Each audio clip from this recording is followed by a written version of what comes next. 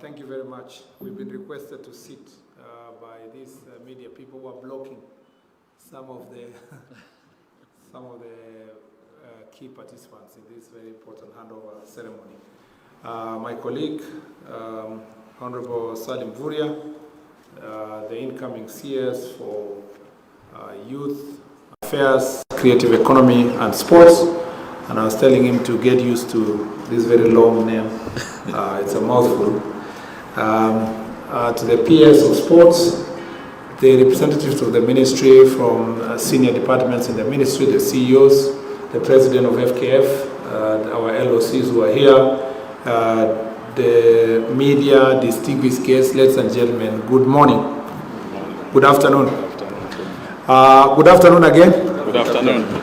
As has been said by the PS, there is a very huge turnout this afternoon, and I hope it's not a turnout to make sure that you quickly see off the outgoing CS.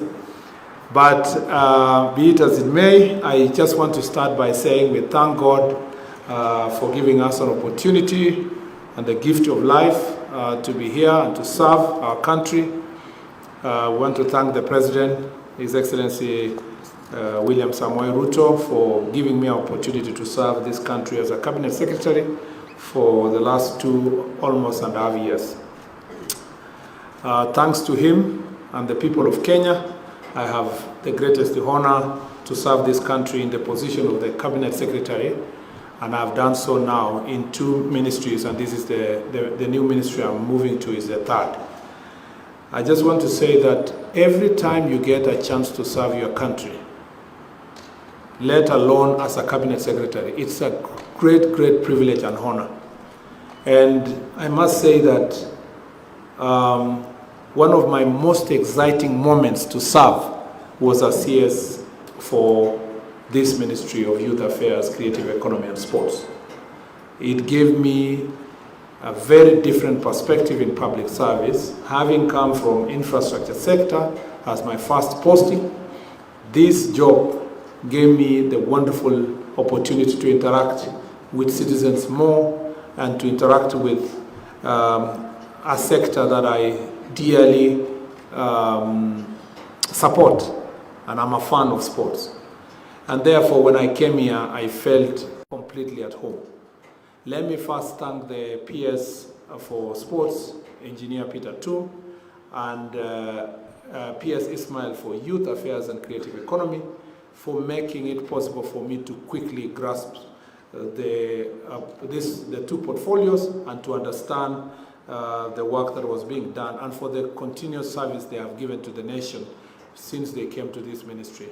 I want to thank the CEOs, the senior administrative officers in both ministries, in both departments, and I want to thank the CEOs, the chairmen of boards, the board members, the staff who are really very great to me, my secretaries, the people we worked with, the people who served us tea. It was really wonderful to come here. And without any fear of contradiction, as I told you, CS, this is the best office space any cabinet secretary occupies in the Republic. And I say that it's the best office space. That office in the 10th floor, I will, apart from missing the people, I'll miss the office space because it gave me the ambience to think and to focus on my work, even when it's very difficult.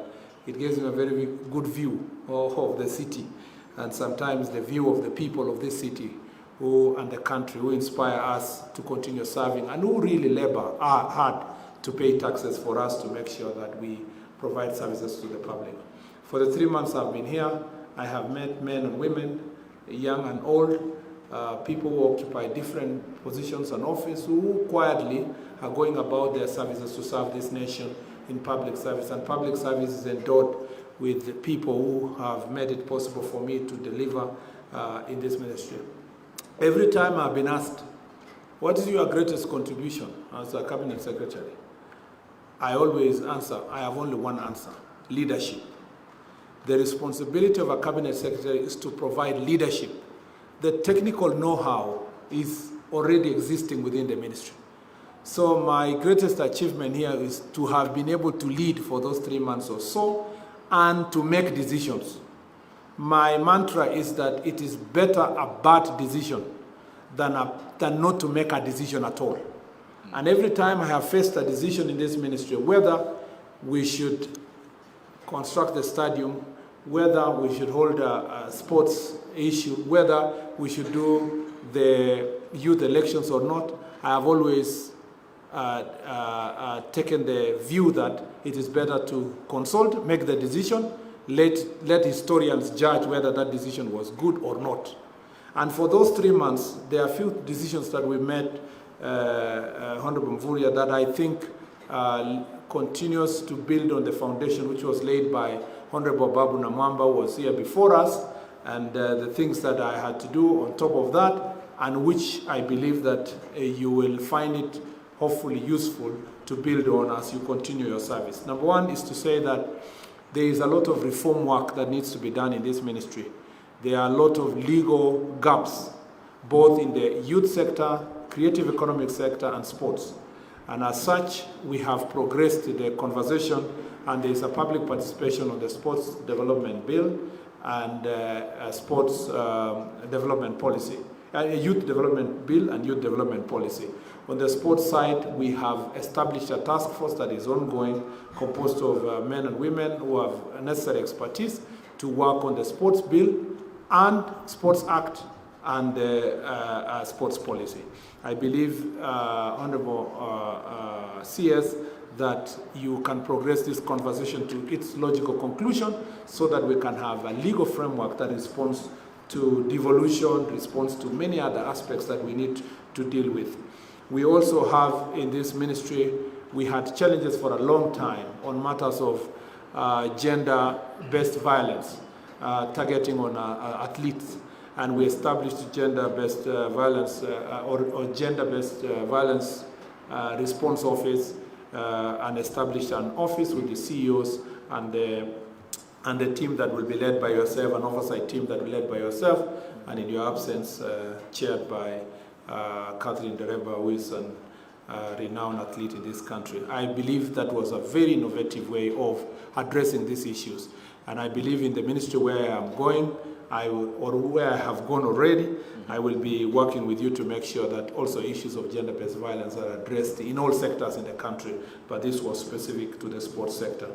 I just want to say in terms of infrastructure, we have made progress in the construction of the Talanta Stadium and the renovation of Kasarani and Nyayo Stadium. And as we saw with you this morning, I am now confident to say here that we shall be hosting CHAN. The last time we were here, there was a lot of stories, and you know, there's a lot of pessimism that as a country we are not going to be able to do it. But I want to tell you, CS, that because of the work of the men and women, especially our supervising this project on our behalf, and also the Sports Kenya, the PS here, and the PS Defense and the CS Defense, we have had a whole round collaborative effort to make sure that we have the facilities ready. And I want to thank CAF and CAF President, even in absentia here, President Motsebe, for being very positive in supporting this country to be ready. So the facilities are going to be ready. We have seen it today. They're going to be there for us to be able to do the CHAN. And I believe, Mr. CS, that you will be also ready in good time to make sure that we deal with the other sports facilities. In the regional facilities, we have had to there were other ongoing projects in Kericho that needs final completion, in Bungoma, and Bukungu is ongoing, and you saw the president was there the other day, and you need to help him to make sure that the contractor does a good job to complete the process in good time. We have had many events. This is, the health of this ministry is to support sports activities and youth activities. And so we've had many events supported by the Sports Fund and supported by the ministry, and you will be fairly guided by the officers who are here. We held cycling competition for the first time intercontinental competition this year. And we had also other rugby tournaments, football tournaments, and many other events that are ongoing, and you will be guided by the officers of the ministry. We also hosted many other international events. That includes the Youth Connect Summit, and I believe the Innovation Week, and there is an upcoming Youth Connection Summit that should take place in a few weeks.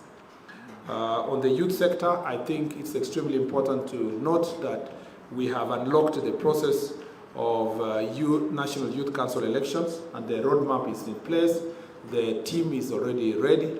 We are going to be working also with the National Administration team in the ministry where I am to support you to make sure that for the first time in almost 12 years, the National Youth Council is going to do an election, and the youth of Kenya are going to have their leaders they will elect to guide them. There's a lot of good work that's going on in the Youth Enterprise Development Fund. There's a disbursement that happened in the entire year of 205 million shillings to youth-owned enterprises, and many other programs that are going on that I believe you are going to support. Of great importance is in the youth sector is to make sure that the Nyota program, which is a program you are very much aware because your predecessor and my predecessor then, Honorable AJAABU, brought it into the cabinet, and the cabinet approved it, and you are aware of Nyota program.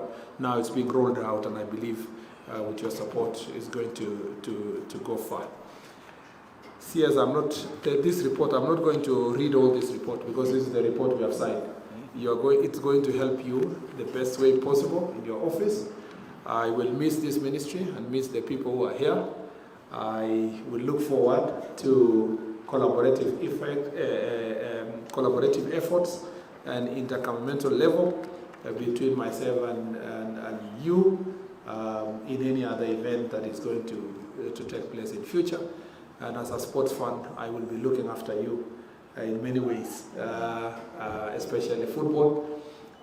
Something that significant which happened in this very short time was we miraculously pulled and did FKF elections against all odds.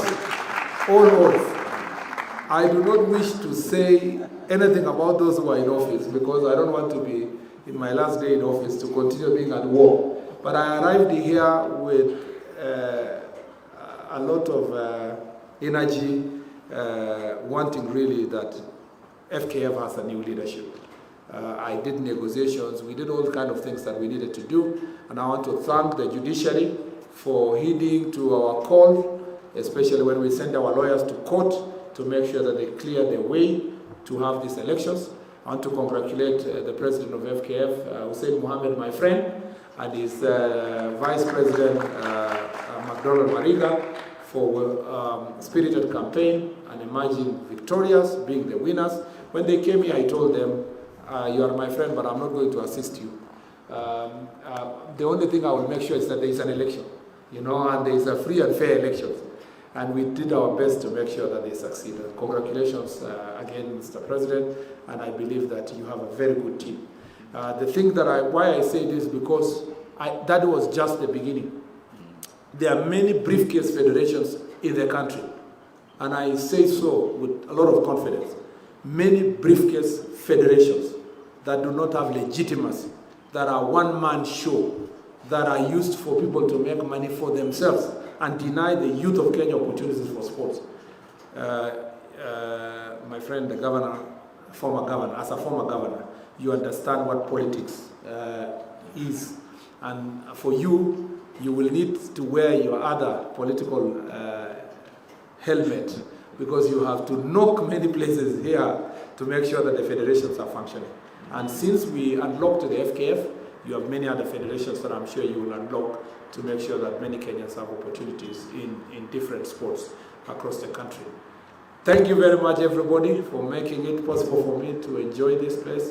I will be coming, hopefully, to take tea with the CS and consult. But now I am going to take over and I did actually take over the other responsibility in the Ministry of Interior, and as a country, I believe that we are on the right track. 2025 is going to be a wonderful culminate and to consolidate the gains that His Excellency the President has made in his administration.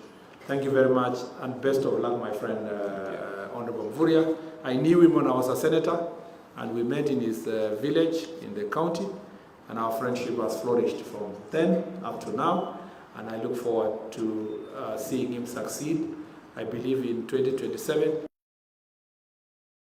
heights. I don't want to set targets, but I believe in the AFCON, Kenya is going as a team, national team. Apart from hosting a fantastic event, Kenya is going to advance as a national team to levels we have never achieved because of the leadership of Honorable Mvurya. Thank you very much, and may God bless you.